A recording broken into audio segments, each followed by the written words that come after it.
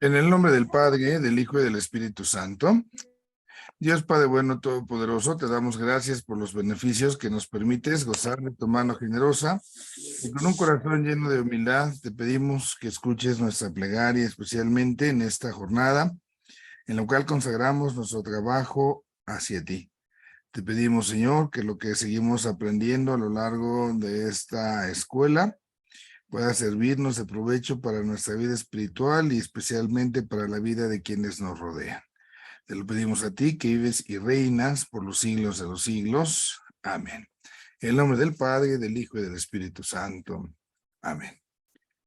Bueno, vamos a irnos entonces con lo que tenemos para el día de hoy, que es propiamente nuestra última unidad, el tema número 11.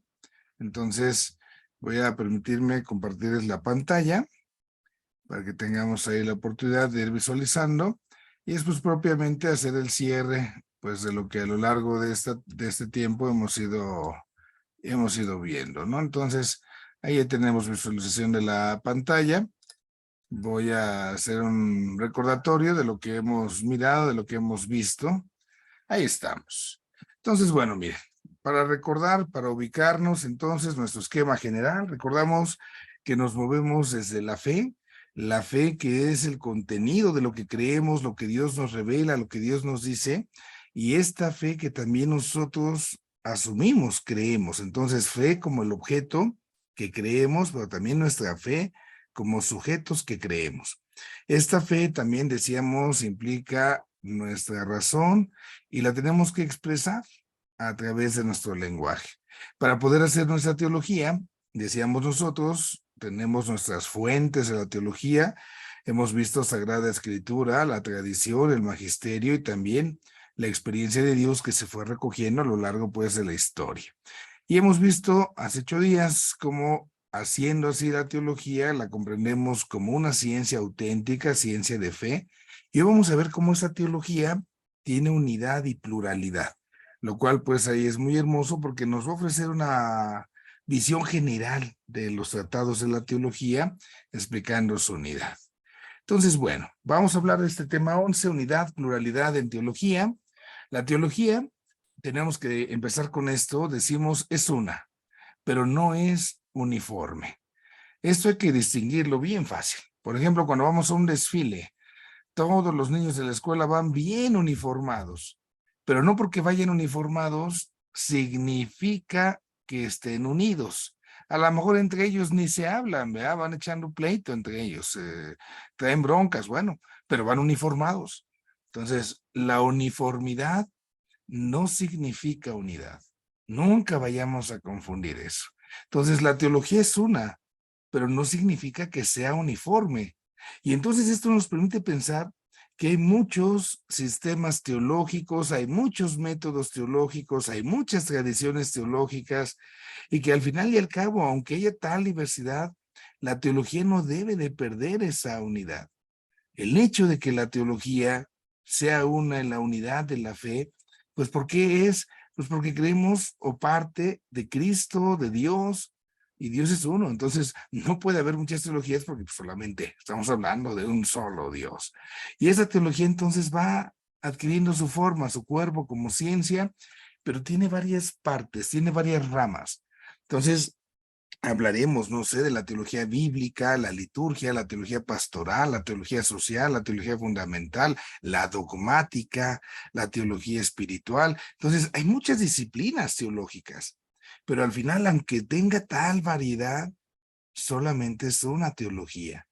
Y esta diversidad, pues es por la reflexión que se hace a lo largo del tiempo. Conforme va pasando el tiempo, pues se va también teniendo esa oportunidad de ir contemplando el misterio desde distintas formas, de distintas ópticas.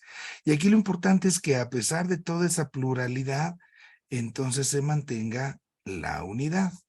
Y esto es lo que vamos a ver cómo se articula. Con este planteamiento vamos a darle entonces. Entonces, un hecho que tenemos es el pluralismo en teología. En la teología hay pluralidad. Y esto ni nos espanta ni tiene que alarmarnos. ¿Y por qué hay pluralidad? Pues primero por la revelación de Dios démonos cuenta de lo que decimos. Es tan simple decirlo, es que es Dios el que se revela. Pues imagínense, es Dios el que se revela, es Dios. Y siendo Dios el que se revela, hay tantísimo que decir de Dios que obviamente nada ni nadie lo podría abarcar en su totalidad. Entonces, a lo mejor acá estos se fijan en una parte, a lo mejor los otros se fijan en otra cosa, y a lo mejor les por allá en otra cosa. O sea, cada quien ante Dios va a ir tomando ciertas realidades. No sé si alguna vez les ha tocado, por ejemplo, hacer la lección divina. La lección divina, compartimos la palabra de Dios entre varias personas, y a la hora de ir compartiendo lo que Dios nos dice, hay quien dice, a mí me compartió esto, a mí me esto, a mí lo otro, a mí aquello, y entonces todas las cosas que Dios nos ha dicho, para nosotros son especialmente singulares. Y en esa situación, en esa realidad, pues ahí nosotros lo debemos de comprender, lo debemos de tener. Es acá donde tenemos esa realidad. Se trata de un solo Dios, de una sola revelación, y cada uno va a tomar ciertas realidades, ciertas partecitas, nos complementamos. Ahora, esta teología entonces puede y debe ser una, y al mismo tiempo debe ser plural. No podemos negar esa diversidad. ¿Por qué? Porque entonces la unidad que se debe mantener en esa pluralidad, en esa diversidad, nos refleja a Cristo, y Cristo conjuga todo cuanto existe. Por eso hablamos de la recapitulación, la capital. Si yo hablo de la ciudad capital de un estado, por ejemplo, sé que es la ciudad donde radica quien gobierna esa entidad, quien gobierna ese estado. Bueno, es la cabeza de la entidad. Acá cuando hablo de la recapitulación es que Cristo va a ser puesto a la cabeza de todo cuanto existe. Y entonces de todo cuanto existe, esto implica una diversidad tal que obviamente el Señor Jesús rebasa totalmente esto. Por eso nosotros podemos decir, no vamos a agotarlo. Por eso hay pluralidad y tenemos que buscar la unidad. Ahora, ese pluralismo teológico no hay que confundirlo con relativismo, porque relativismo alguien pudiese decir, padre, es que entonces cada quien va a decir lo que se le antoje. No, no, no, porque también debemos de tener algo que nos ayude a poner orden. Es que la palabra de Dios que acabamos de escuchar, a mí me dijo que yo soy Jesús reencarnado y que, no, no, espérate, ya de cuál te fumaste, ¿no? Entonces tengo que tener un criterio para evitar caer en ese relativismo. Y entonces cuando se den opiniones en la teología, pues obviamente no todas las opiniones tienen la misma validez. Hay que ver esta parte. Ahorita lo vamos a ver, cómo asegurarnos de que lo que se dice en verdad corresponda a algo que es objetivo. Y así entonces podemos decir que hay varios modos legítimos para reflejar una única verdad. Voy a reflejar la verdad de Dios de varias formas sin que signifique ese relativismo. Un ejemplo de este pluralismo. Fíjense en este detalle. De manera muy general lo presento, como lo viene acá en la guía. En el Oriente, la forma de hacer teología es muy peculiar. Allá en el Oriente, los ortodoxos, por ejemplo, van a poner un acento más fuerte en la divinización, que nosotros los seres humanos seamos constituidos dioses.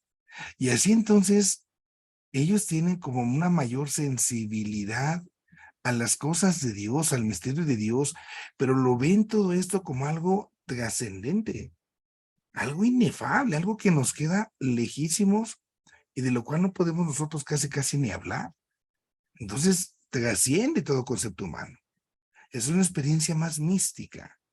Del lado de nosotros en el occidente, aquí se está enfatizando más bien la parte racional.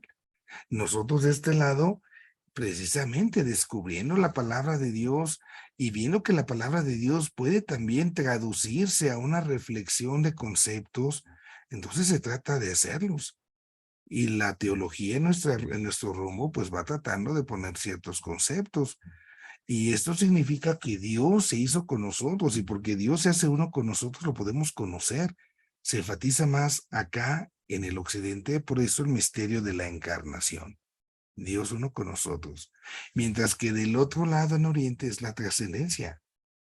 No se niega que Dios viene a estar con nosotros, pero así como que es que las palabras no me alcanzan para hablar de Dios. Y nosotros decimos, pues a lo mejor no me alcanza, pero de algo sí. ¿Por qué? Porque pues se hizo hombre. Entonces, es esta parte la que nosotros debemos entender. Ahora, la causa de todo este pluralismo, entonces, pues primero, como ya mencionábamos, es la revelación misma. La revelación misma, dado que es Dios, pues a Dios no lo puedo agotar.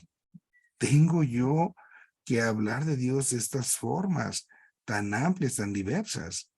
Otro elemento que nos ayuda a ver las causas del pluralismo es que hay instrumentos, hay conceptos y también filosofías diferentes que nos ayudan a acercarnos al misterio de Dios. Entonces, dado que hay muchos tipos de lenguajes, entonces también aquí tenemos pluralismo. Y también hay percepciones diferentes en lo que se refiere a lo intelectual, a lo espiritual, y a partir de esas percepciones diferentes se hace elaboración sistemática distinta, diferente. Se organizan de maneras distintas. Y aquí entonces el mismo Vaticano II acepta y estimula esa pluralidad que se ve en la disciplina, en los ritos, en la liturgia, en la teología, en la espiritualidad. Esa diversidad, esa pluralidad, es expresión y signo de la catolicidad de la Iglesia. Y permítame, por favor, ahora sí, subrayo esto. Es signo de la catolicidad de la Iglesia. Porque a veces parece que nos da miedo lo que es diferente. Parece que nos dan miedo las cosas diversas. Y entonces, si tú piensas distinto que nosotros, entonces como que eres como una amenaza, ¿no? Es que si tú no eres de este grupo, es que si tú no eres de este sistema de evangelización, es que si tú, cuidado, porque nos estaríamos cerrando esa pluralidad y esa diversidad. Y la misma iglesia la acepta y la asume de una manera hermosa. Entonces, ahí nosotros nos damos cuenta de esta parte, de dónde sacamos este pluralismo en la teología. Básicamente, la revelación. Ahora, este pluralismo tiene que mantenerse en la unidad de la fe. El pluralismo en la teología va a expresar riqueza de posibilidades. ¿Por qué? Porque el hecho de que alguien venga a complementarme con otra cosa, caray, eso es enriquecedor. Pero entonces, al mismo tiempo, como ya decíamos, en medio de esa variedad, ¿cómo hacerle para mantener la unidad? ¿Cómo hacerle para respetar los distintos puntos de vista sin que por ello se pierda la unidad? Y entonces tenemos criterios que ayuden a ello. Estos son los criterios que hay que tomar bien en cuenta. Primero, en reconocer el carácter objetivo de la fe. Es decir, si yo quiero hablar de teología, debo de tener en cuenta la creencia común de la iglesia. Hay cosas que la iglesia en cualquier parte del mundo cree y asume, y entonces yo las tengo que asumir. Si yo fuera en contra de lo que la iglesia dice, entonces ese primer indicio ya me está diciendo que mi diversidad entonces no es tan precisamente tan positiva que digamos, porque yo me estoy desmarcando, me estoy queriendo ir por otro camino. Así ya no. Otro criterio que debemos nosotros de tomar en consideración tiene que ver en este sentido con lo siguiente. El trabajo teológico que hace una persona, un autor, quien sea, tiene que hacerse en el marco de la fe de la iglesia. Entonces, es esta parte eclesial, comunitaria. Se hace teología en la comunidad, en beneficio de la comunidad. Y así entonces, el mismo magisterio es el que va a ayudar. Va a ayudar a decirnos, esto está en orden a la iglesia, esto ya está bien deschavetado. Aquí ya como que nomás, ¿no? Y entonces nos damos cuenta cómo el magisterio que hemos visto tiene precisamente que hacer referencia a los fieles, que somos la iglesia, y a todo lo que se ha depositado en la iglesia como un acto de fe. Otro criterio para ver que realmente el pluralismo se conserve, otro criterio es tener en cuenta la jerarquía de verdades. ¿Por qué? Porque no todo en la fe tiene el mismo rango. Una cosa es, por ejemplo, que diga yo es que yo estoy invitado a creer con fe firme que Dios es Padre, es Hijo y Espíritu Santo, y eso no se cuestiona, no se discute. Pero si alguien me dijera, es que Padre, yo no creo en la existencia de San Juan Diego. Obviamente, la verdad de la existencia de Juan Diego y la verdad de Dios uno y trino, pues hay una distancia grandísima. Aquí tengo que creer este dogma de la Trinidad. Lo de Juan Diego es algo accidental en ese sentido. Si creo o no creo en la existencia de Juan Diego, realmente no pasa nada en esta parte. Pero, que no creyera yo que Dios es Padre, es Hijo y es Espíritu Santo, ahí sí, ahí sí. Entonces, se debe de tener también en consideración toda esta jerarquía de verdades, porque no todos entonces tienen el mismo rango. También esto lleva a que se haga una distinción entre sustancia y revestimiento teológico. ¿Qué se refiere esto? Bueno, pues la sustancia es lo de adentro. Digamos que tengo una fruta, es el huesito. La sustancia es la esencia de algo. El revestimiento es como lo envuelvo. Una cosa es la materia y otra cosa es la forma. Entonces, yo debo tener esta distinción pero bien clara, para que no cometa en ese sentido alguna confusión. Y la otra parte es la originalidad y la trascendencia de nuestra revelación. Eso mismo precisamente nos ayuda a distinguir precisamente que nosotros tenemos en consideración esta realidad de que creemos en la revelación porque así lo ha mostrado Dios, pero también nosotros debemos encontrar ese sentido de que es algo único y que nos rebasa totalmente. Entonces, aquí tenemos el primer asunto. Estos son los 5 criterios que puedo yo decir están establecidos para asegurar esa unidad. Doy un paso más y vamos a entrar ahora en cómo se divide la teología. Entonces, manteniendo este principio de que hay unidad en la diversidad, surgen las disciplinas teológicas. Vamos con esto. La división de la teología no nos debe hacer olvidar que la teología es no podemos olvidar esto. Es plural, pero también al mismo tiempo es una. ¿Por qué es una? Repetimos, por su objeto principal, estudia a Dios. ¿Por qué es una? Por la forma en que se estudia el objeto. Estudiamos a Dios a partir de la razón que se ilumina por la fe. ¿Por qué es una? Por los principios en que se fundamenta, en que arranca. Y esos principios son los misterios de Dios, los misterios revelados. Y todas estas disciplinas teológicas se apoyan mutuamente. Entonces, hay coordinación entre ellas, no puede ser distinto. Voy a hacer ahora un recorrido breve sobre las ramas, las disciplinas teológicas, solo mencionando algunos aspectos de cada una de ellas, para que al menos tengamos esa noción de qué se trata y cómo se ha dividido. Y es solo un ejemplo. Alguien dirá, padre, aquí faltó esta, faltó la otra, faltó. Es una propuesta. Es la que nos presenta nuestro autor. Bueno, tenemos lo primero que se llama la teología fundamental. Si Dios permite, esa materia la estudiarán el próximo trimestre. La teología fundamental, la de los fundamentos. Entonces, ¿en qué se apoyan los fundamentos? Bueno, pues se trata de 3 elementos, pero todos estos elementos es con una intención. Me voy a ir hasta el final.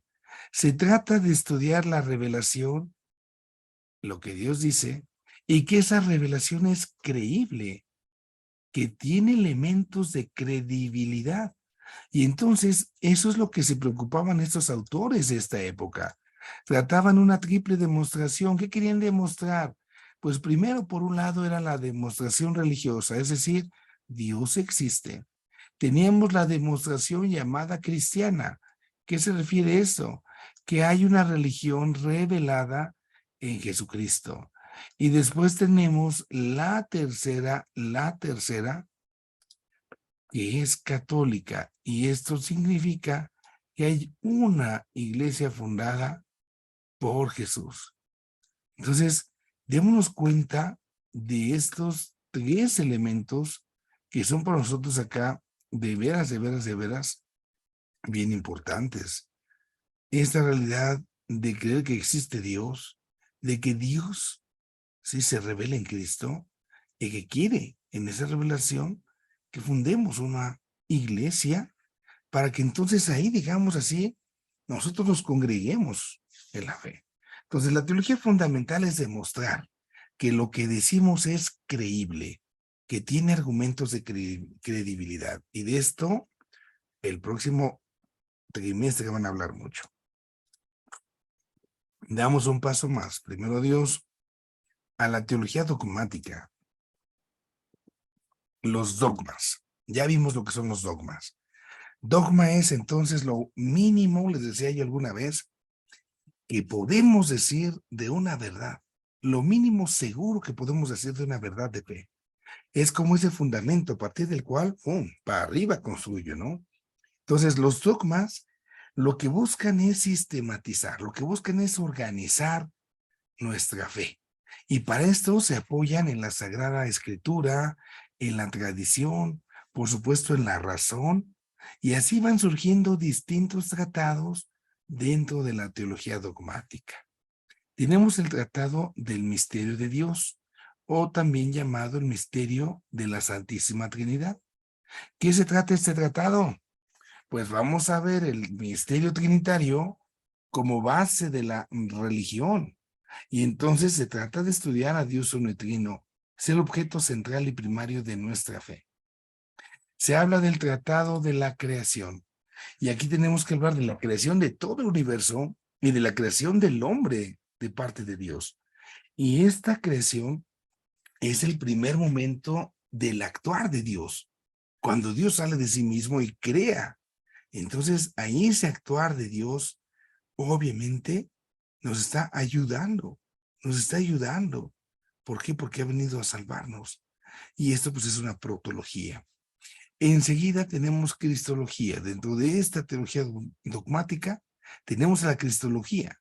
Y ya se dice, si la Santa Trinidad es la raíz de la teología, Jesús es el centro. Toda la teología tiene que ser cristocéntrica. ¿Por qué? Porque todo se mueve en torno a Cristo. Él es el que ha venido a darnos la salvación. Y junto con esta realidad, pues tenemos que dar un paso más y descubrir en Mariología cómo María se ubica precisamente en estrecha colaboración, en estrecha dependencia con la var Cristo. Entonces, esto, María sin Cristo, no se entendería. Entonces, Cristología y Mariología, de la mano. Porque María sin Cristo, le reitero, no se entendería. Viene la materia de antropología teológica, antropos, hombre. Entonces se va a estudiar en la antropología teológica la criatura humana, la persona humana en esa condición criatural ha sido creada a imagen y semejanza de Dios. Esa criatura humana, segundo momento en la antropología, cayó en pecado. Y ese pecado entonces tiene que ser redimido, tiene que ser justificado, tiene que ser santificado. Y ahí se viene otro tratado, el tratado de gracia. El tratado de la teología sacramentaria. Aquí pues se lleva su chamba al tratar de contemplar cada sacramento, pero a partir de la encarnación.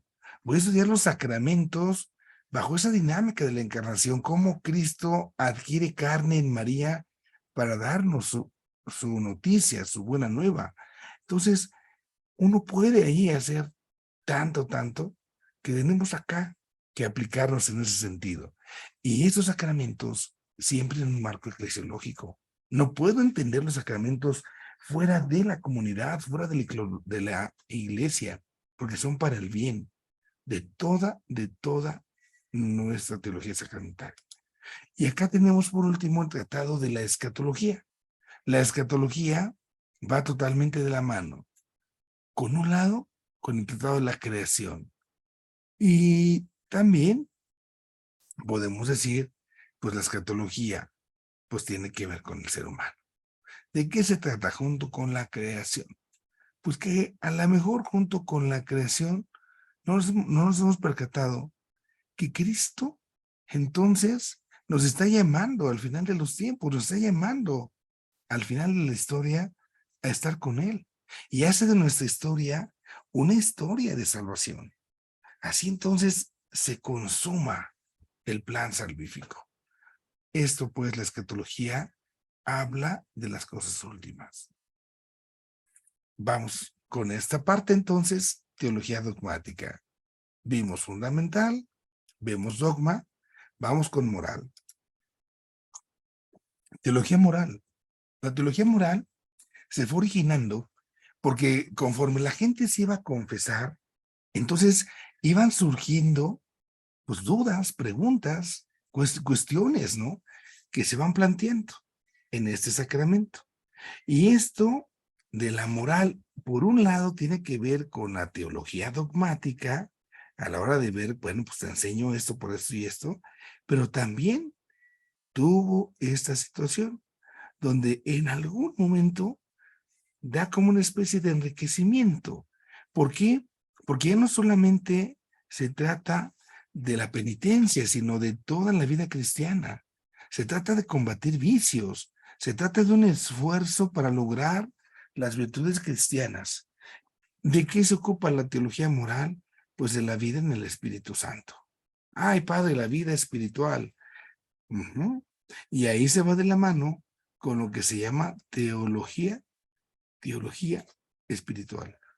Trata en cuanto fuente ejemplar y término de la vida cristiana. Así entonces estudia la existencia cristiana en cuanto que es un camino que hay de encuentro y de comunicación entre Dios y entre el hombre. Entonces, otra vez, esa vida espiritual. Ya, algo más práctico, la teología pastoral. Entonces, la teología pastoral se trata de toda la acción evangelizadora de la iglesia. Es decir, todos los mensajes de Dios en orden a esta parte de hacerse operativa, de hacerse eficaz, para que se pueda, en una de esas, podamos ir nosotros, pues tener esa paz, esa conciencia tranquila de saber que nosotros podemos colaborar en la obra de Dios en la evangelización. Viene la Sagrada Liturgia. La liturgia, sabemos nosotros, es el cauce sacramental a través del cual la iglesia anuncia y celebra el misterio de Cristo. Y así entonces desde los sacramentos nosotros vivimos a Cristo y damos testimonio de Cristo. Teología bíblica. Reflexionar metódicamente y en torno a los conceptos y categorías de la Sagrada Escritura para ordenarlos en un sistema coherente que nos permita ver precisamente cuáles son las relaciones que hay entre esos elementos de la Sagrada Escritura. Y luego la teología ecuménica. La palabra ecumenismo, entonces nos hace referencias a lo que suceda en nuestras casas, a lo que suceda en nuestra nación, pues como si fuera una grande casa. Bueno, pues aquí nuestra casa, en esta teología, es la gran iglesia. Todos los que creemos en Cristo. Y ahí tenemos entonces todos los que creemos en Cristo. Entran los ortodoxos, entran los protestantes, entran los anglicanos, entran cualquier persona. Cualquier persona. Y esto es para ayudarnos a vivir en la unidad con los protestantes, por ejemplo. Y aquí se trata de ir haciendo una labor, pero desde una reflexión que nos permita a nosotros estar, digamos así, en una sintonía con los demás cristianos, con su forma de leer, con su forma de entender. Esto es lo que tenemos que buscar. Teología ecuménica es poner el orden, digamos ahí, dentro de nuestra vida, dentro de nuestra casa, en este caso, dentro precisamente de nuestra tarea como esposos que se tienen en la teología. Bueno, Ejercicios, viene ahí el vocabulario, su guía de estudio, comentario de los textos y las páginas tal, ¿verdad? De las 155 a las 57. Voy a cerrar esta pantalla de compartir para que demos pie a preguntas, dudas que pudiera haber acerca de los temas anteriores o de este tema. Si gustan ahí, ir activando su micrófono para hacer las interrogantes.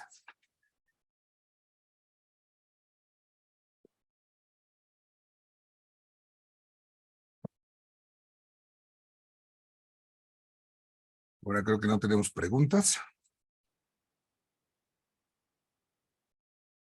Ya huele a vacaciones. Me dijeron, padre, ¿cómo va a dar clases hoy? Dice, Semana Santa, dice.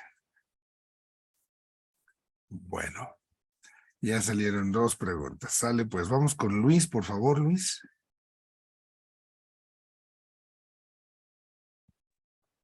Gracias, padre. Padre, en referente a este último, la teología ecuménica, usted nos daba la explicación precisamente de cómo se consideran dentro de pues católicos, ortodoxos, protestantes, anglicanos. Aquí, por ejemplo, cabe pensar en el Islam, en que en algún momento No, a ella no. no, hago aquí la distinción y ahí pónganse bien abusados. Ajá, El ecumenismo es lo que sucede en casa. En sí, casa somos los que creemos en Cristo.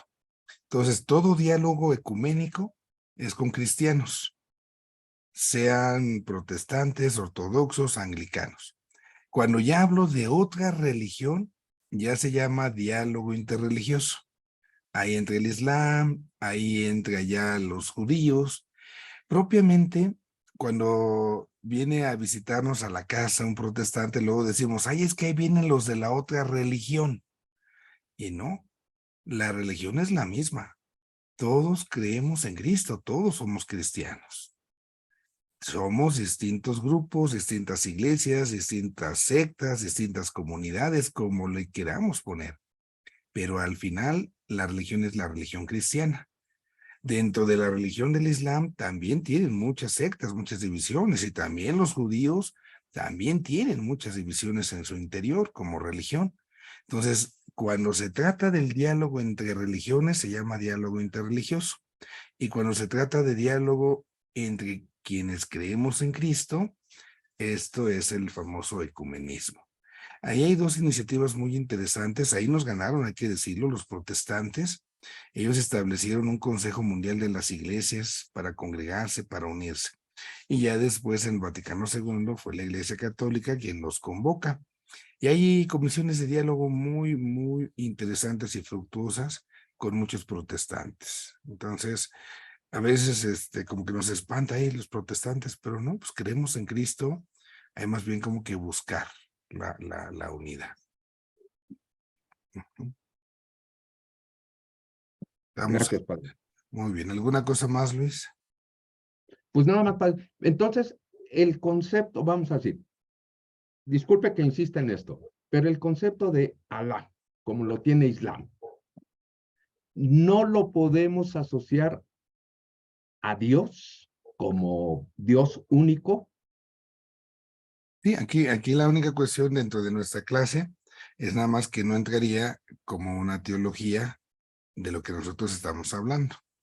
Pero ya si hacemos el estudio del Islam, podemos encontrar puntos de muchas semejanzas y podemos vincular, por supuesto, esta realidad.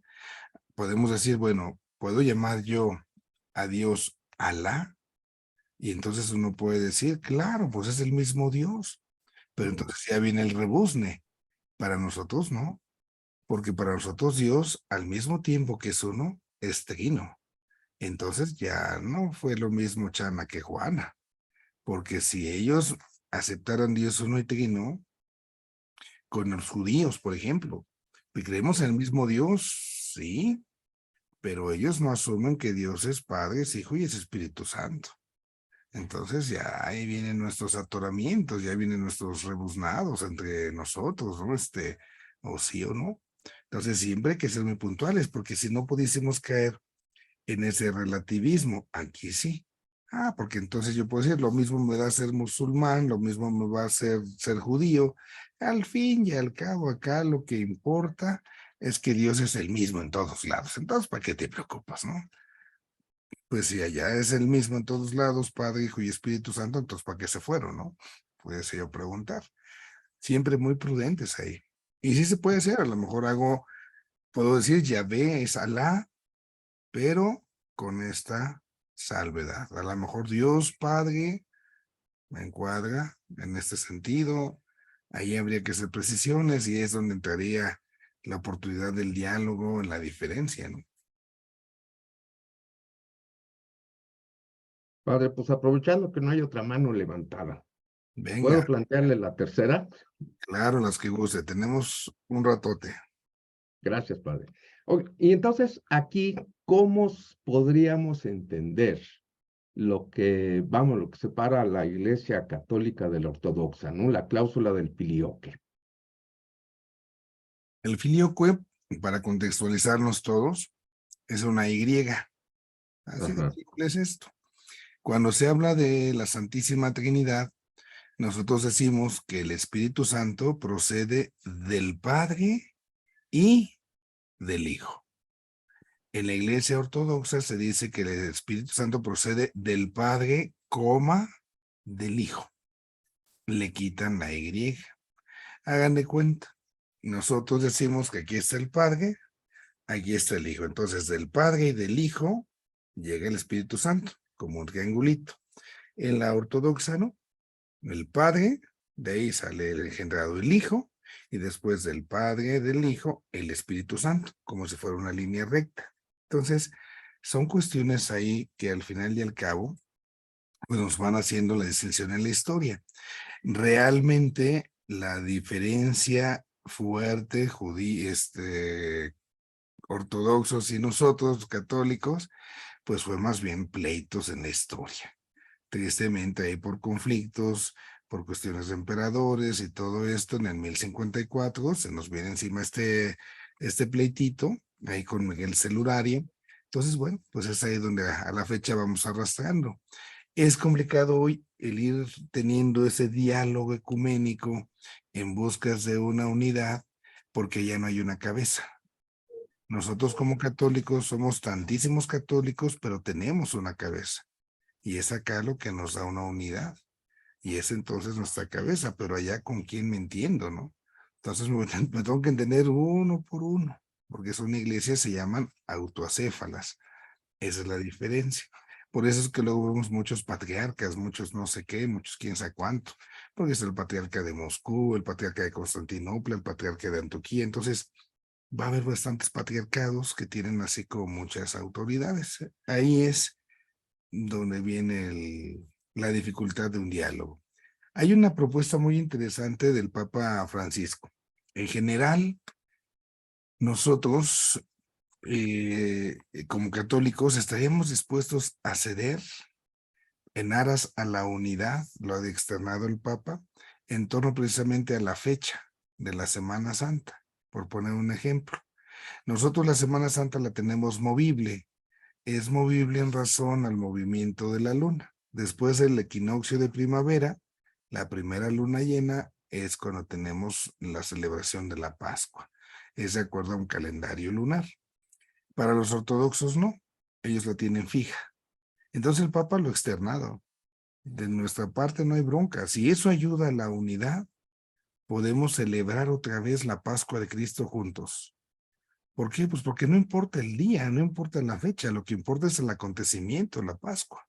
Es como si es mi cumpleaños, no importa si mi cumpleaños fue tal fecha o es otra fecha, lo que importa es que es mi cumpleaños, es que existo, es que nací.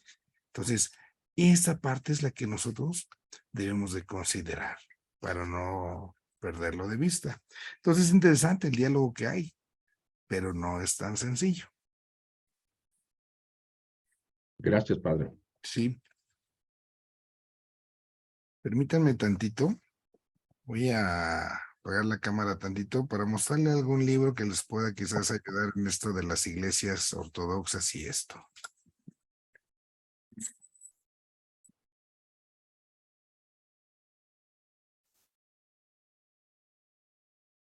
Acá estoy ya con ustedes. Ujú. Tenemos este, ya me dijeron que parezco vendedor de libros, ¿verdad? Las iglesias cristianas.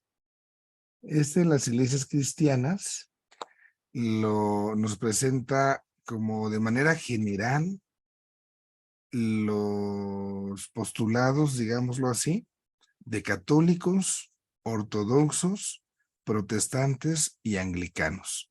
Entonces es un libro pues, relativamente pequeño que nos presenta una visión general. Estas iglesias cristianas, el autor se llama José Luis Vázquez, y lo edita San Pablo, es de editorial de San Pablo. Entonces es un bosquejo muy general, precisamente de la historia de cómo se fueron separando las iglesias y cuáles son como los postulados, digamos, cómo se encuentran las iglesias. Ujú. Y está otro que se llama Iglesias Apostólicas de Oriente. Ajá. Entonces, las iglesias apostólicas de Oriente, que bueno, pues también nos ayuda, ¿no? Y a comprender precisamente un poco esta realidad. Este texto lo escribe Juan Nadal Cañellas, es el apellido. Juan Nadal Cañellas. Está el apellido medio chistoso.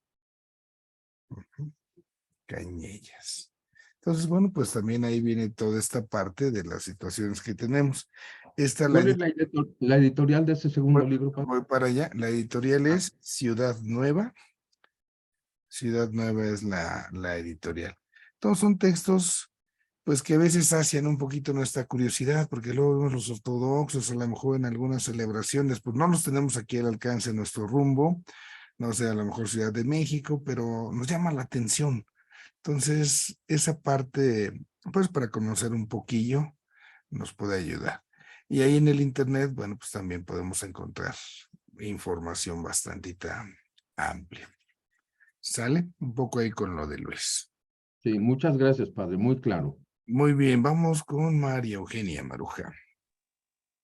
Sí, gracias, padres. Nada más una curiosidad. Primero, me supongo que los ritos ortodoxos son distintos, me supongo. Pero bueno, en alguna serie donde salían, es una mera curiosidad. En vez de a la hora que se persinan, nosotros hacemos izquierda y derecha. Y ellos hacían derecha, izquierda. ¿Es así o es simplemente porque en la serie así lo pusieron? No, es curiosidad nada más. Mire, la dificultad que les decía yo, dado que son iglesias autoacéfalas, puede ser distinto en cada una de ellas. Yo desconozco, nunca he observado ese detalle, no he puesto atención, para ser honesto. Igual y en alguna iglesia de ellos tiene un significado particular, o en la serie lo hicieron sin querer, ¿no? A veces cuando acá en la catequesis tenemos niños que son zurdos, bueno, pues ahí puede dar que algunos chiquillos se confunden. O también, por ejemplo, cuando uno les enseña a los niños pequeños a persinarse, como ellos nos tienen de frente como si fuera un espejo, para persinarnos, pues uno se tiene que persinar con la izquierda. Tengo que invertir los movimientos para que yo le ayude al niño a que él me vea, porque lo está viendo como un espejo. Entonces, pudiese ser en ese sentido por ahí, pero desconozco. Ajá. Muy bien. ¿Alguna cosa más, María Eugenia? Padre, no tengo manita. No, padre. Ok, permítame entonces, Blanca, y ahorita vamos con María Félix y regreso con usted. Sí, padre. Yo nada más una pregunta respecto a lo que va haciendo el diálogo ecuménico. Bueno, yo tengo la duda respecto a cuando se va teniendo ese diálogo no implica que uno tiene que ir a su culto o que ellos tienen que venir a un culto católico, por así decirlo, o a los sacramentos. El diálogo ecuménico, en primer lugar, se establece en lo que estamos nosotros viendo, en lo que es la teología. Entonces pongo un ejemplo. Con los luteranos hay una comisión católico-luterana y entonces se han hecho estudios y se han llegado a acuerdos muy valiosos, muy sustanciosos acerca de ese tema, donde a lo mejor Lutero decía que la salvación solo es por la mera fe y entonces acá decíamos, no, es que tiene que ser la fe con obras. Y entonces con los luteranos, bueno, ya se asume que Lutero al hablar de la fe también hablaba de una fe activa, una fe con obras, aunque no lo explicitara. Y entonces, aunque se decía de manera diferente, al final coincidíamos en lo mismo.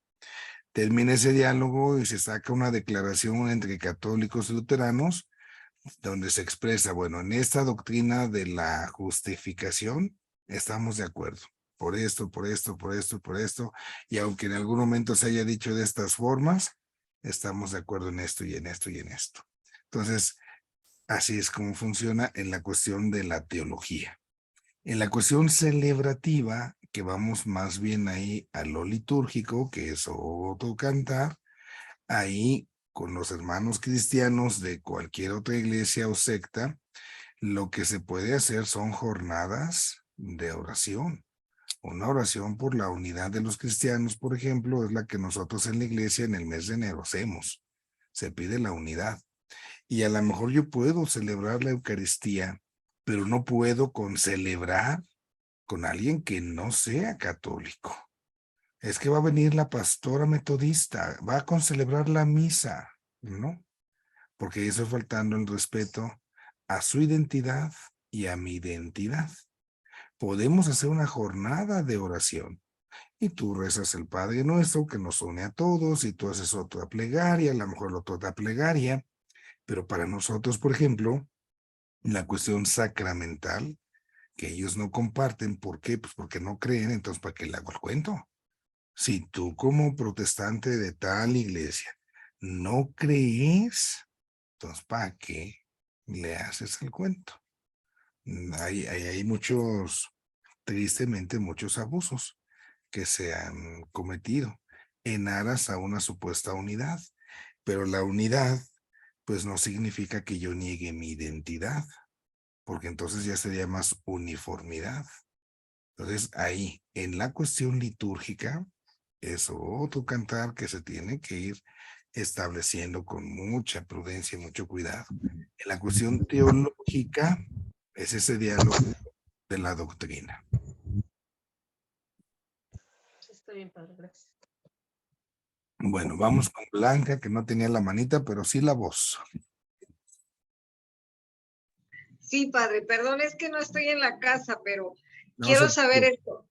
La teología entonces hizo divisiones de acuerdo a las necesidades que se presentaron para cubrir todos los puntos. Y la segunda es sobre lo que preguntaron hace un rato, lo que usted comentó de la Y, de la I, porque me llama la atención en la traducción, creo yo, del credo, que dice, y subió al cielo, y está sentado a la derecha, y de nuevo, y entonces cuando lo ves como que ortográficamente no está muy bien redactado, pero sí tiene algo que ver por lo especial de la I. Bueno, en la primera situación que plantea de la duda, la teología, a la hora de irse especializando, pues va conociendo esas disciplinas teológicas, pero al final el misterio pues es el mismo. Voy a estudiar a Dios. Entonces yo voy a estudiar a Dios, que es uno y trino, ese Dios se me manifiesta en Cristo, ese Cristo le habla al hombre dentro de la antropología, entonces voy ahí como diversificando. Por ejemplo, en la actualidad, la antropología, nosotros la estudiamos creación en general, después la creación del hombre y después de que ese hombre cayó en pecado. Aunque ya se han ido independizando, si vamos viendo la lógica de la historia, sigue el tratado de la gracia. Por la gracia Dios ha perdonado a ese hombre. Y sigue el tratado de la escatología. Dios va a redimir, a salvar a ese hombre. Entonces, una gran antropología debe incluir todo eso, aunque actualmente ya se han ido separando. Tenemos un tratado de la creación y pecado, tenemos tratado de la creación del hombre y el pecado, perdón, creación en general, creación del hombre y pecado, de la gracia y de la escatología. Entonces, por necesidad. Es difícil a veces tener un orden lógico. Alguien diría, por ejemplo, es que en la gracia Dios nos ha salvado. ¿Ok? Está bien. El hombre fue creado, se tropieza y Dios me salva. Ahí me da su gracia. Perfecto. Pero también resulta que la creación misma es un hecho de la gracia de Dios. Dios nos crea en un estado de gracia. Entonces uno dice, bueno, entonces la gracia la estudio al principio o la estudio después del pecado. Entonces se tiene que ir acomodando esas realidades. Es parte de la reflexión que se va realizando. Y estas disciplinas teológicas, pues es una forma en la cual se va agrupando. Fue ya por lo práctico, digamos, que se va teniendo. Puede haber otras divisiones a la hora de estudiar. Está, no sé, me viene a la mente Hans Urs Balthasar. Balthasar habla de todo el hecho de la creación, del pecado, de todo esto, pero desde otra óptica. Él habla de la teológica, la teo, Dios, la lógica, la teodramática, el drama en el cual vive Dios, y de la gloria. Entonces, él hace como una especie de obra de teatro en 3 actos, y así escribe toda su obra. Empieza con su teológica, con su teodramática y con la gloria. Y va estructurando y rompe todos los tratados que nosotros tenemos así de Mariología, Cristología, así bien bonito. Él lo rompe. Entonces son formas de pensamiento que van elaborando distintas formas de aproximarse al misterio. Al final decíamos en la diversidad que no perdamos la unidad. Eso en esta parte de lo primero. La cuestión segunda de lo que estaban ahí, pues de lo que se va teniendo en duda, se va comentando, pues cada uno de nosotros podemos ir teniendo formas de aproximación, digámoslo así. Voy a ir aproximándome a la teología. Entonces, a la hora de ir hablando de mi teología, tengo tal diversidad que entonces en esa diversidad yo tengo que ver cómo voy a conjuntar las cosas. Y esto me va a pasar en cualquier ámbito, en la Mariología.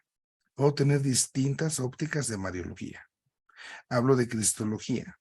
Por ejemplo, en Cristología, hay alguien me puede hablar de Cristología desde abajo y Cristología desde arriba. Son cosas que van a ir viendo después, ¿eh? Cristología desde abajo. Vamos a estudiar a Cristo desde sus misterios de su infancia. Cristología desde arriba, el Evangelio de Juan.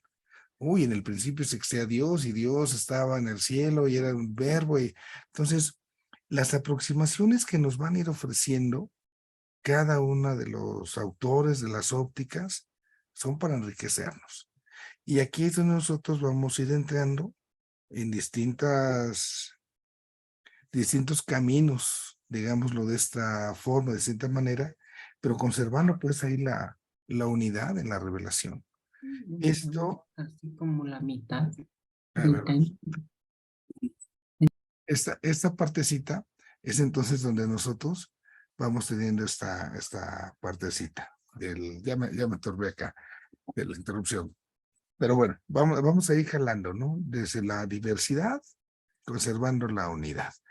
Y lo vamos a ir aplicando en distintas realidades. Ayúdeme, Blanca, otra vez, por favor, a retomar la segunda, que me crucé aquí. Sí, padre. Es porque lleva el I, ahorita del credo, padre. Okay, ¿Por qué lleva tantos I? Ok, vamos ya. La cuestión, aquí sí me voy a permitir por la duda que está surgiendo, ¿sí? Me voy a permitir compartirles pantalla, el pizarroncito, para que lo vayamos ahí abarcando. Permítanme hacerme la conexión, por favor.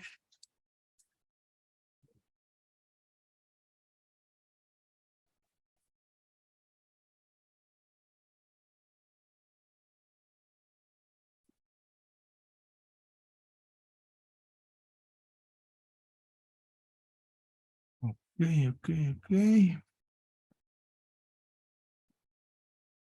Ok, aquí estamos, ¿sí?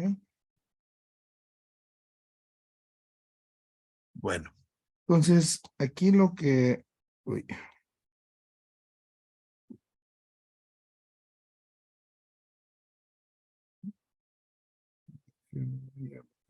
Bien.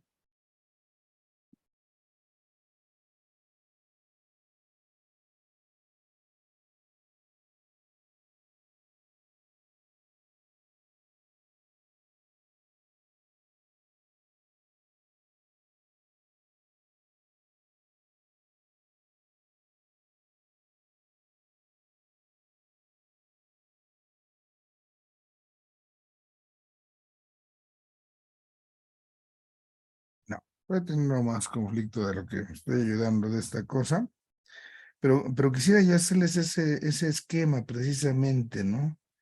Donde nosotros pudiésemos tal cual ahí ir tomando esta realidad. Nada más que ya no encuentro aquí cómo sacar las cositas para dibujar. Ya me metí con letras. Lo voy a hacer en dibujos, pero se me olvidan las letras. Entonces, cuando yo hablo que tengo al Padre, sí, con el Hijo, ajá, de este Padre y este Hijo viene el Espíritu Santo, ¿sí? Vayan haciendo caso a los dibujos que hago y no las letras que se van poniendo, ¿no? Entonces, yo hablo que tengo del Padre y del Hijo, y de estos viene el Espíritu Santo. Esa es la postura católica. En lo ortodoxo está el Padre, después está el Hijo y después el Espíritu Santo.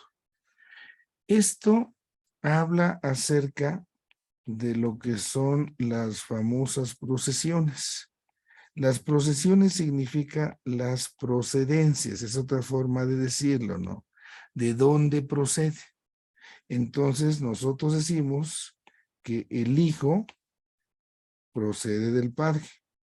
Entonces el Padre, ajá, manda al Hijo. ¿Cómo sucede esta procesión del Padre, del Hijo? A través de lo que es la filiación, ¿sí? Entonces el Hijo es hijo del Padre y el Padre engendra al Hijo. Tenemos ahí, esa es la procesión. Solo lo menciono así. Cuando hablamos nosotros del Padre y del Hijo, entre los dos al Espíritu Santo, entonces viene el momento de la expiración.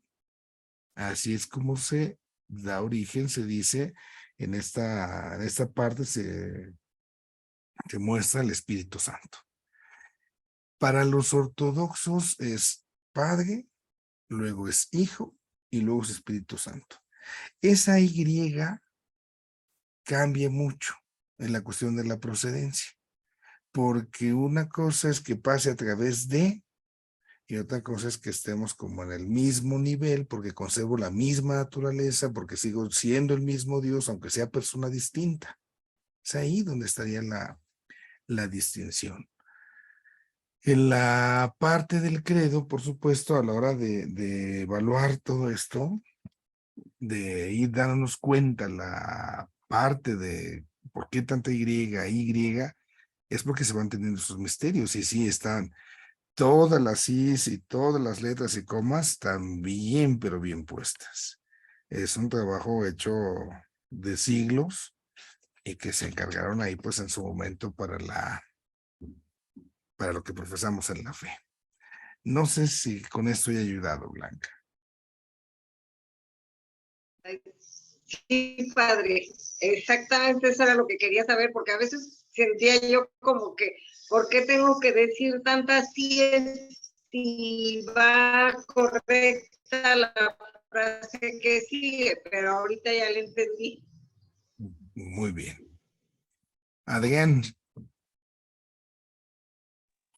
Padre, yo creo, como comentario en particular, que es muy importante entender muy bien este tipo de cuestiones, porque se incurre o se cae en el riesgo de incurrir en imprecisiones, puesto que se aborda el ecumenismo desde un punto de vista muy subjetivo, ¿no? A mí me llama la atención y me trae a la mente una visita que hicimos hace tiempo, hace unos meses, al puerto de Acapulco, donde hay una capilla que le nombran la Capilla Ecuménica, la Capilla de la Paz, en donde que creo que es más turística que funcional, porque las personas que están ahí, la gente que se encarga de manejar la misma capilla, hace el comentario, dice aquí se puede encontrar con cualquier tipo de religión, incluso de personas de religiones que son abiertamente opuestas, y ellos mencionan, por ejemplo, que puede concelebrar, así lo llaman, así lo dicen, y se puede venir una concelebración de católicos, de cristianos, incluso musulmanes, pero en la práctica no es así, es decir, no se puede llegar a extender hacia ese punto sin desvirtuar o sin poner un afán meramente convencional, ¿no? Para cada persona. Perdón, ese es mi punto de vista. efectivamente, ahí decíamos el respeto que nos merece la Sagrada Liturgia. Entonces, no se vale que yo niegue lo que soy. No sé, pensemos así tan simple del fútbol, uno le va al América, uno le va al Chivas, y con tal de que no se peleen, vamos a hacer un equipo que se llame Amebas, mitad de América y mitad de Chivas, Amechi, no sé. No. Tengo que respetar la identidad. Y si tú no asumes los sacramentos en los cuales yo creo que ahí está Dios y que me da su gracia, sería una falta de respeto gravísima, gravísima. Sí, le reitero, se valen, por supuesto, esos momentos de jornada de oración. Hermosas imágenes, por supuesto, nos quedan de San Juan Pablo II en Asís, con tantos líderes religiosos haciendo jornadas de oración. En últimos años, en la defensa de la vida, aquí en nuestro país, también con muchos cristianos y muchos incluso no cristianos, pero de otras religiones, defendiendo la vida, unidos en jornada de oración, claro, pero es jornada de oración. Pero ya con celebrar de que yo voy a hacer la misa y de que entonces la pastora de los metodistas diga el evangelio y que entonces el pastor de los testigos de Jehová pase a hacer la reflexión y que ahora va a pasar, no, pues ya no. Al rato voy a querer que la consagración me la venga a hacer no sé quién, ¿no? Ya no. Porque atento contra la dignidad del sacramento, porque se supone que si creen en el sacramento, pues que hasta allá afuera. Y si no crees, ¿para qué le hacemos al cuento? Así es bien importante. Hace un tiempo hubo por ahí un acontecimiento, ya es una visión muy particular, lamentable, en la Universidad La Salle, en Pachuca, porque La Salle tiene una capilla que está consagrada, y al estar consagrada como un espacio religioso al culto católico, se debe respetar lo que está consagrado. Y entonces en alguna especie de jornada de ecumenismo, entonces en el mismo altar consagrado, pues quiso llegar a celebrar medio mundo. Entonces, pues no es lo mismo la mesa de mi casa que un altar consagrado. Es lamentable que en aras de un supuesto diálogo no se entienda que para que haya una identidad clara que me permita una verdadera unidad, pues no puedo, no debo traicionar quién soy. Si no, no hay diálogo. O sea, es uniformidad. Y entonces, el espacio sagrado que tiene su dignidad, porque por eso está consagrado, pues ahí fue violentado en ese sentido, ¿no? Yo desconozco ya el tiempo que yo salí de aquellos rumbos, si ha habido ese tipo de situaciones, pero sí se tiene que ser muy prudente y muy cuidadoso. Sí. Bueno. Creo que sería lo último lo que teníamos de Adrián. Sí, padre. Gracias. Vamos entonces a lo interesante de nuestro examen. ¿Sale?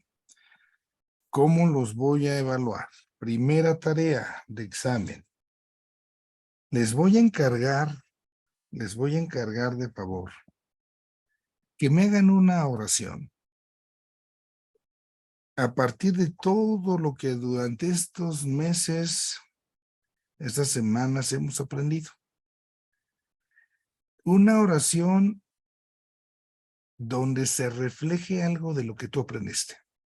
A lo mejor vas a mandar una oración que diga, ay, padre, yo le rezo a Dios así, así, así, y está bien, a lo mejor es tu oración, sí, pero yo quiero que en tu oración, en tu forma de relacionarte con Dios, algo de lo que aquí aprendimos, ahí se refleje, ahí se vea. Que entonces le diga yo, Señor, te agradezco. ¿Por qué? Porque he comprendido que como fuente de conocimiento tuyo, una fuente de la teología, puedo encontrarte no solo en la escritura, puedo encontrarte también en la tradición, en los santos, no sé, pero que se note con algunas palabras, algunos términos que ustedes puedan integrar desde lo que ustedes fueron realizando, de lo que fueron viendo, le integren en la oración. Esa es la primera tarea. La segunda tarea, les voy a pedir, tenemos 11 temas, que de cada tema me hagan una pregunta. Una pregunta. No se vale las preguntas que ya vienen ahí hechas, ¿verdad? Digan, ay, aquí me agarro las que vienen en la guía. No. Una pregunta, padre, en este tema ahorita de la unidad y pluralidad de la teología, yo me quedé con esto, o veámoslo de esta manera. Imagínense que ustedes van a hacer el examen. Ustedes van a hacer el examen final. ¿Qué le preguntarías del tema 1 a tus compañeros? Del tema 2, una pregunta nada más. ¿Para qué? Para ver de todo el tema, ¿qué es lo que a ti se te hace más importante? Tu pregunta y me la acompañas, me la regalas con tu respuesta. Sí. Padre, pero lo que a ti se te hace más importante. Es que a lo mejor a mi vecina, a mi amiga, a mi comadre se le hizo más importante esto, sí. Y a ti esto, está bien. Yo aquí no quiero ver si estamos bien o estamos mal. Yo quiero conocerlos. ¿Qué es lo que a ti de cada tema se te hizo más importante? Entonces, tú así platícame. Les digo así la cosa, ¿no? Hagan de cuenta que ustedes van a hacer el examen para sus compañeros y entonces que yo les pido el favor, oye, ayúdame, ¿no? Hazme una pregunta de cada tema. A ver, ¿qué pregunta le harías tú a tus compañeros? Ahí está. Y la tercera cosa que les pido, regálenme, por favor, su experiencia en la teología. Al inicio hicimos un planteamiento, decíamos la teología es esto, es esto, es esto. Se trata de que aprendamos a hacer teología, no solamente que aprendamos cosas de teología, sino que aprendamos a hacer teología. ¿Se ha logrado? ¿Has hecho teología? ¿Cuál ha sido tu experiencia? No de lo que te has aprendido de conceptos, es que, padre, ya aprendí este concepto, es que esta palabra, no, sino el hacer la teología. Imaginen ustedes, ponemos por ahí, creo, el ejemplo de un taller, no sé, vamos a aprender a hacer muebles, así como Jesús fue carpintero y fue con San José. A lo mejor San José le enseñó esto, Jesús vio el otro y le clavó, le desclavó, le puso, le pegó y empezó a hacer muebles. A lo mejor San José le enseñó, mira, una mesa se hace así Y a lo mejor Jesús le dijo, pues también la mesa se puede hacer así. Le fue poniendo como su enriquecimiento, ¿no? Su toque. Entonces, ¿te ha servido a lo largo de este tiempo lo que hemos visto en tu experiencia, lo de la teología, para hacer teología? ¿Qué entiendo por esa teología? Cuéntame un poquito, ¿no? Cuéntame un poquito. Si has hecho teología, ¿cómo se ha hecho teología? Y en esa parte compartir. Ya les decía yo, a mí no me interesan sus 10, sus 9, sus 8, sus 5, 6. Aquí lo que se trata es de que asimilemos, y en ese sentido, por eso les hago este tipo de preguntas, ¿no? Te digo, hazme una oración. ¿Por qué? Porque ahí quiero ver qué tanto ya te has ido apropiando de esto. Hazme unas preguntas, ahí quiero ver qué es lo que a ti se te hizo más importante. Me gustaría pensar por qué se te hizo más importante eso, ¿no? Y esta partecita, entonces, donde cada uno de ustedes pueda contarme, bueno, me ha servido para hacer teología, por esto, esto y esto, ¿sí? Entonces, yo les encargo esa parte así como tarea para ver cómo lo vamos asimilando. Les pido de favor, les pondré ahí en otra vez ahorita en el grupo del WhatsApp, les pondré mi correo electrónico. Ahí me hagan llegar, por favor, las tareas. Es Semana Santa, no me vayan a esperar ahorita, que hay para ya mañana, quiero mi nota, ¿no? Pues ni al caso, estamos ahorita, entrando a estos días bien padres. Y bueno, la semana que entra es de sobrevivencia todavía. Yo tengo, aparte de Semana Santa, las fiestas de mi pueblo. Entonces sigo de fiesta y feria. Entonces, bueno, conforme vayamos saliendo, yo se los iré tal cual enviando, ¿no? Esta parte para que lo vayamos ahí teniendo en consideración. No sé si hubiese alguna pregunta, alguna duda. Dice Edith, los invito a la fiesta. Claro que sí, Edith. Pueden venir acá a la fiesta. Ayer estuvo Palomo. No nos dejó dormir en el Teatro del Pueblo. Hay cositas ahí. Tenemos la misa grande el domingo de resurrección, la misa que es aquí un pueblo de traileros. Entonces, si tenemos esa parte de consagrarnos ahí junto a ellos. El día lunes de Pascua nos visita el obispo. Está también ahí la cuestión de confirmaciones y las renovaciones de ministerios, todo eso. Entonces, si gustan, acá no sé si los alcance yo a ver, pero acá no se puede mirar, ¿sí? Y hay tráfico bien padre de vacaciones, entonces nomás con cuidado. Sale. Irene, tienes... No, mejor. Perdón. Vamos con Irene y vamos desechando así poco a poco las participaciones. Irene. ¿Está su micrófono apagado, Irene? Si me lo regala encendido. Gracias. Gracias. Muy buenas tardes. ¿Tiene una fecha límite para recibir los trabajos, padre?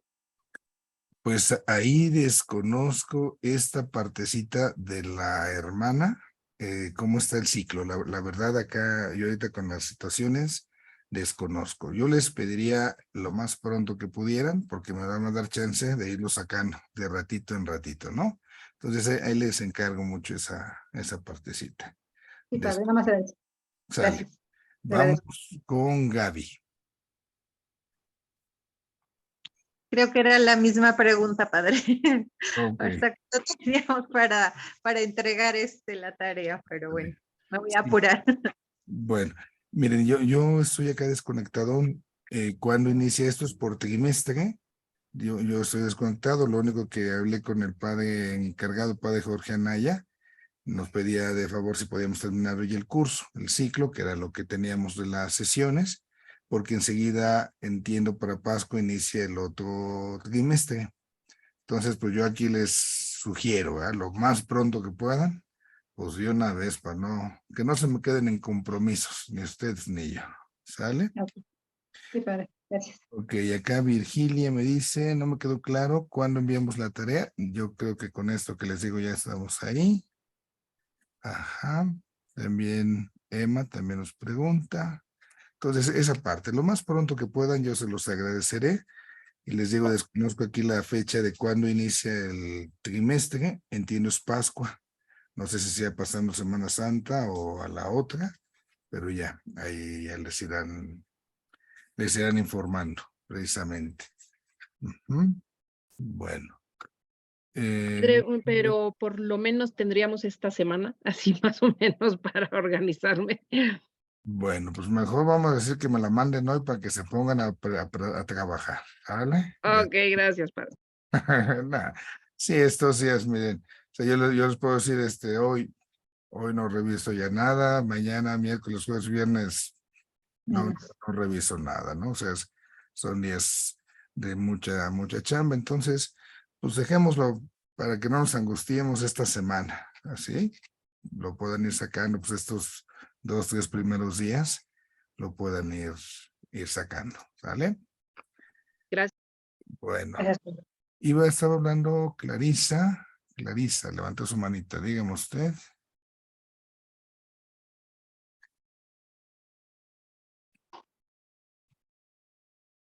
Tiene su micrófono ahí apagadito, si nos hace favor de encender. Yo que ya estaba con todo mi rollo listo, hablé y nadie me oía. Oiga, padre, respecto a lo de la tarea, y quienes faltamos o falta todavía por enviar el desarrollo del ejercicio aquí de tarea por tema, ¿esos se envían para terminar todos los temas o en donde nos quedamos ahí lo dejamos? Lo de los que me están enviando sus temas, entonces recuerden que eso no es obligatorio y yo más bien les decía esa parte de que me vayan permitiendo la oportunidad de ir checándoles para mandarles comentarios y ya incluso vamos a dejar esto fuera de clase, ¿no? Sino en esa parte que pudiera yo enriquecerles y si puede haber dudas, ya se los iré enviando poco a poquito, poco a poquito. Entonces, si entras en la libertad de seguirlos enviando o hasta dónde van, o a lo mejor así como que esa parte de dudas, yo les decía, bueno, pues, tienen su chamba, tienen sus cosas que hacer, su propio ritmo, a veces yo sé que hay quien tiene oportunidad, quienes no tienen oportunidad, esos ejercicios son pues para ayudar a reforzarnos, ¿no? Entonces, si alguien gusta seguir enviando, con toda confianza, y tan pronto yo pueda, se los voy a ir retornando para que los vayamos ahí, pues con alguna notita, algún comentario que pueda ayudarles también a ustedes. Ok. Y esta última que nos deja ya, esta es por decir la formal, obligatoria, con responsabilidad. Esta sí es formal, obligatoria. Esta sí. Ok, muy bien. Muy bien. Perfecto. ¿Sale? Gracias, padre. Muy bien, cuídense todos mucho, tengan una buena Semana Santa. Igualmente, un abrazo. Gracias, Padre, Dios lo bendiga. Gracias. Gracias, Padre. Gracias. Adiós a todos. Muchas gracias. Gracias, padre. Muy bien. Gracias, Padre, muchas gracias. Gracias, Padre. Gracias, padre. Voy a hacer Que la Dios lo oración bendiga. en el nombre del Padre, del Hijo y del Espíritu Santo. Dios Padre bueno, todopoderoso, agradecidos por tu mano generosa que nos concede terminar hoy este curso. Te pedimos humildemente nos permitas que lo que hemos aprendido lo aprovechemos para nuestra propia salvación y la salvación de aquellos que nos rodean. Danos la gracia de vivir estos días con santidad, para que acercándonos a tus misterios podamos también nosotros poder ir penetrando tu verdad. Y especialmente, Señor, ofrecemos nuestro esfuerzo, nuestra dedicación por nuestros hermanos católicos en Nicaragua. Dales a ellos también fortaleza en su fe, ahora que no pueden celebrar libremente.